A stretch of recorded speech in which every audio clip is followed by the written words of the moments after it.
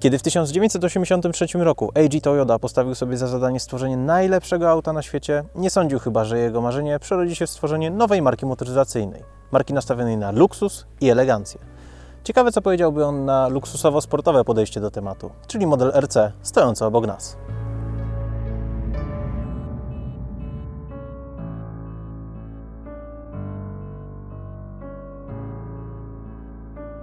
Ale zaraz, prawdopodobnie większość z Was w ogóle nie słyszała o modelu RC, tylko o RCF-ie. A to dlatego, że w sumie pod koniec zeszłego roku po cichu na polskim rynku pojawił się model RC.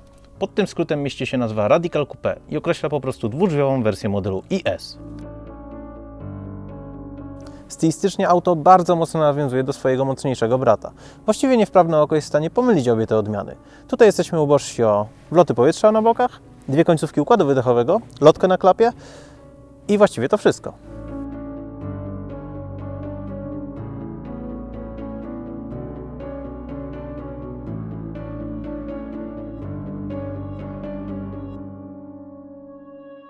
Pod maską znajduje się 2-litrowy rzędowy benzyniak z turbiną, rozwijający 245 koni mocy i 350 Nm momentu obrotowego.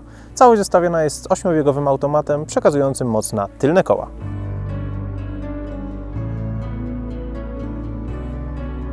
Spalanie kształtuje się między 8,5 litra w trasie, 10 litrów na autostradzie i 12 litrów w mieście. W trybie Sport Plus naturalnie będzie to o wiele więcej, ale kupując takie auto chyba się na to godzimy.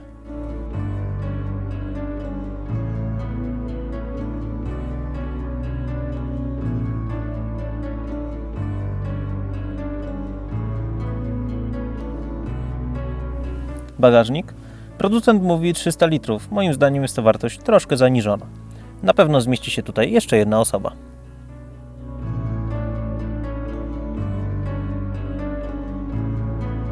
Tylna kanapa to zdecydowanie nie miejsce, o którym myślał Eiji Toyoda podczas projektowania pierwszego Lexusa LS. Owszem, wejdą tutaj dwie osoby, ale takie do wzrostu 180 cm.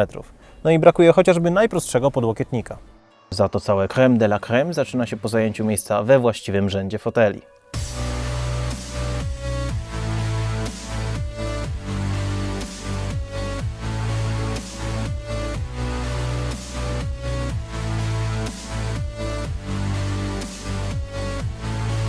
Pierwsza sprawa, fotele. Skórzane, ultra komfortowe, z pamięcią ustawień i elektryczną regulacją. Dłuższe trasy w nich to czysta przyjemność, a w razie potrzeby możemy je przewietrzyć albo ciepłym, albo zimnym powietrzem.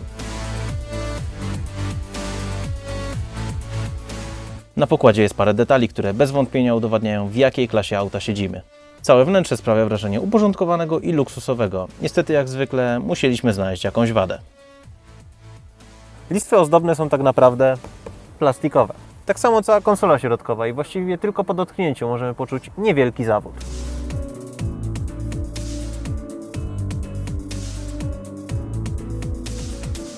Drugą wadą jest touchpad, który nie działa do końca tak, jakbyśmy tego chcieli. Przyzwyczajenie się do niego zajmuje dłuższy moment, a nawet wtedy możemy mieć problem ze sprawnym wpisaniem adresu docelowego na nawigacji. Na pokładzie mamy oczywiście o wiele przyjemniejsze gadżety, takie jak chociażby dotykową obsługę panelu klimatyzacji, czy też najważniejszy dodatek, 17-głośnikowy 835W system Marka Lewinsona, który gra rewelacyjnie. Ale może zamiast tak stać, to pojedziemy gdzieś tym autem.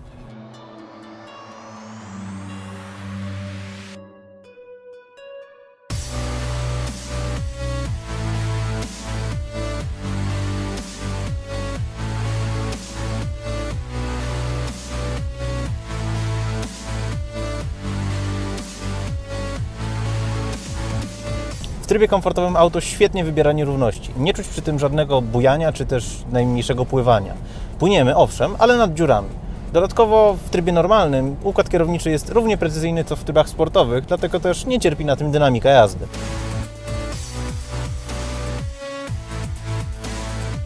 To, co troszkę zawodzi, to wyciszenie przy wyższych prędkościach, które, powiedzmy sobie szczerze, w takim aucie powinno być lepsze.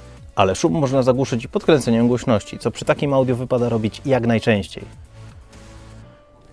Dobra, wiemy, że to wygodna kanapa z masą gadżetów na pokładzie, ale czy można tutaj znaleźć nutkę szaleństwa?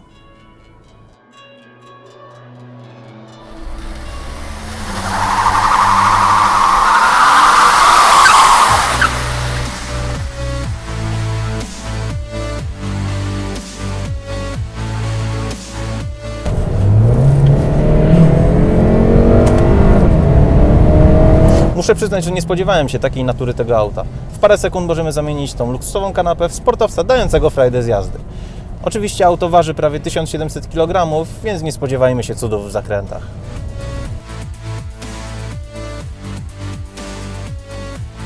To, co nas jeszcze bardziej utwierdzi w przekonaniu, że to auto ma duszę sportowca, to zegary jakby żywcem wyjęte z modelu LFA.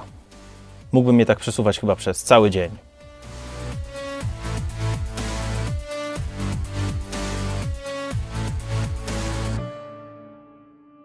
Testowany egzemplarz wyposażony jest w stabilizator z przodu oraz mechanizm różnicowy o ograniczonym poślizgu z tyłu, co może pozwolić na uślizg tylnej osi w kontrolowany sposób. Lexus przyspiesza do setki w 7,5 sekundy i skończy się rozpędzać po osiągnięciu 230 km/h. Trzeba przyznać, że sam przyrost prędkości następuje w sposób aksamitny i właściwie nie czuć, kiedy na zegarach pojawi się trzycyfrowa wartość.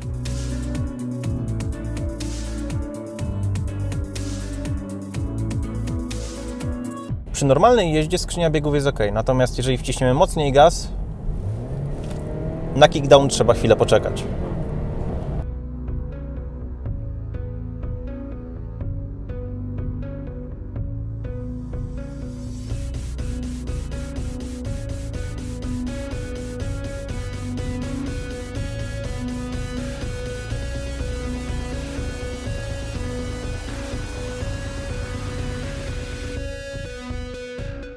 No i ten smutny moment każdego testu. Cena.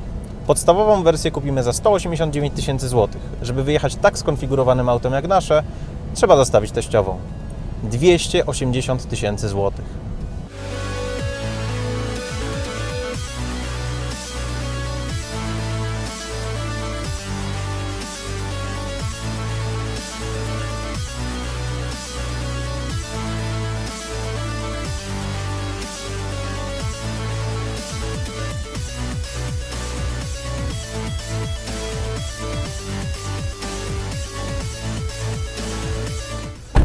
Kupując Lexusa RC200T dostajemy tak naprawdę dwa auta w cenie jednego. Przez 95% czasu będzie to wygodna kanapa ze świetnym systemem audio, przez pozostałe 5% będzie to lekko wulgarny chuligan z duszą sportowca. W zeszłym roku model GS300H rozczarował, natomiast w tym roku RC200T zaskoczył jak najbardziej pozytywnie. Dziękuję, do widzenia. Jeśli spodobał się Wam test, to dajcie łapkę w górę, zasubskrybujcie nasz kanał i napiszcie swoją opinię o Lexusie w komentarzu. Sprawdźcie także nasze pozostałe testy i koniecznie zajrzyjcie na naszą stronę, gdzie znajdziecie dane techniczne i galerię zdjęć. Niewielki samochód sportowy znany jako GT86 i BRZ. W przypadku Toyoty nazwa stanowi wyraźne nawiązanie do Corolli AE86, z kolei BRZ to skrót od Boxer, Rear Wheel Drive, Zenith. Kluczem do sukcesu w tej klasie jest posiadanie w ofercie silnika wysokoprężnego. Japończycy zdali sobie z tego sprawę i zwrócili się o pomoc do Mercedesa, który obdarował ich motorem o mocy 170